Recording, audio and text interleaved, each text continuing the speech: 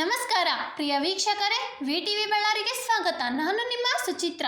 ಇಂದು ನಾವು ಭೇಟಿ ನೀಡುತ್ತಿದ್ದೇವೆ ಕರ್ನಾಟಕದ ವೀರ ಮಹಿಳೆಯ ನಾಡಿಗೆ, ಅಂದರೆ ವೀರರಾಣಿ ಚೆನ್ನಮ್ಮನ ಕಿತ್ತೂರಿಗೆ. 1778ರಲ್ಲಿ ಕಾಕತಿಯಲ್ಲಿ ಜನಿಸಿದ ಚೆನ್ನಮ್ಮ ಬಾಲ್ಯದಲ್ಲಿ ಕುದುರೆ ಸವಾರಿ, ಕತ್ತಿ ವರಸೆ ಮತ್ತು ಬಾಣದ ಕಲೆಗಳಲ್ಲಿ ಪರಿಣಿತಿ ಪಡೆದಳು. ಅವಳು ಕೇವಲ ರಾಣಿಯಲ್ಲ, ಧೈರ್ಯದ ಸಂಕೇತ.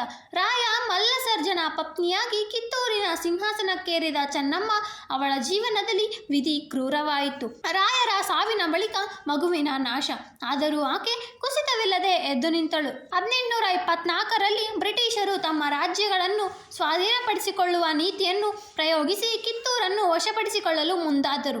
ಆದರೆ ಚೆನ್ನಮ್ಮ ಹೋರಾಟ ಘೋಷಿಸಿದಳು. ನನ್ನ ನಾಡು ನನ್ನ ಜನರದ್ದು, ಯಾರಿಗೂ ಅದು ದಾಸ್ಯವಲ್ಲ. ಅವಳ ನೇತೃತ್ವದಲ್ಲಿ ಕಿತ್ತೂರಿನ ಸೈನ್ಯ ಬ್ರಿಟಿಷರನ್ನು ಎದುರಿಸಿತು. ಮೊದಲ ಯುದ್ಧದಲ್ಲಿ ಬ್ರಿಟಿಷ್ ಅಧಿಕಾರಿಯು ತ್ಯಾಗರೆ ಸಾವಿಗೀಡಾದನು. ಆ ಹೋರಾಟ ಭಾರತದ ಸ್ವಾತಂತ್ರ್ಯದ ಮೊದಲ ಸ್ಪಂದನೆ. ಆದರೆ ಶತ್ರುಗಳು ಹಿಂತಿರುಗಲಿಲ್ಲ. ರಾಣಿ ಬಂಧಿತರಾದಳು ಮತ್ತು ಬೈಲಹೊಂಗಲ ಕೋಟೆಯ ಕಾರಾಗೃಹದಲ್ಲಿ ಕಳೆದ ವರ್ಷಗಳು ಅವಳ ಅಂತಿಮ ದಿನಗಳಾದವು. 1829ರಲ್ಲಿ ಆಕೆ ಜೀವ ತ್ಯಜಿಸಿದಳು. ಆ ಧೈರ್ಯ, ಆ ನಿಷ್ಠೆ, ಆ ಪ್ರೇರಣೆ ಇಂದಿಗೂ ನಮ್ಮ ಹೃದಯಗಳಲ್ಲಿ ಜೀವಂತ. ಇಂದು ಕಿತ್ತೂರಿನ ಕೋಟೆ, ಮ್ಯೂಸಿಯಂ ಮತ್ತು ಪ್ರತಿಯೊಂದು ಕಲ್ಲು ಆ ಇತಿಹಾಸದ ಸಾಕ್ಷಿಯಾಗಿದೆ. ಪ್ರತಿ ಅಕ್ಟೋಬರ್ನಲ್ಲಿ ನಡೆಯುವ ಕಿತ್ತೂರು ಉತ್ಸವ ರಾಣಿ ಚೆನ್ನಮ್ಮನ ಅಮರಗಾಥೆಗೆ ನಮನ. ಚೆನ್ನಮ್ಮ ಕೇವಲ ರಾಣಿಯಲ್ಲ, ಅವಳು ಧೈರ್ಯ, ನಿಷ್ಠೆ ಮತ್ತು ದೇಶಪ್ರೇಮದ ಪ್ರತೀಕ.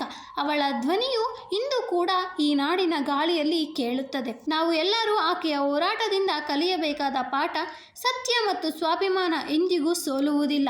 ಇದು ಕಿತ್ತೂರು, ಧೈರ್ಯದ ನಾಡು, ವೀರರಾಣಿ ಚೆನ್ನಮ್ಮನ ನೆನಪು. ನಾನು ಸುಚಿತ್ರ. ಮುಂದಿನ ಸಂಚಿಕೆಯಲ್ಲಿ ಮತ್ತೊಂದು ಇತಿಹಾಸದ ಪುಟದಲ್ಲಿ ಭೇಟಿಯಾಗೋಣ. ಅಲ್ಲಿಯವರೆಗೆ ಹೀಗೆ ನೋಡ್ತಾ ಇರಿ ವಿಟಿವಿ ಬಳ್ಳಾರಿ. ನಮಸ್ಕಾರ.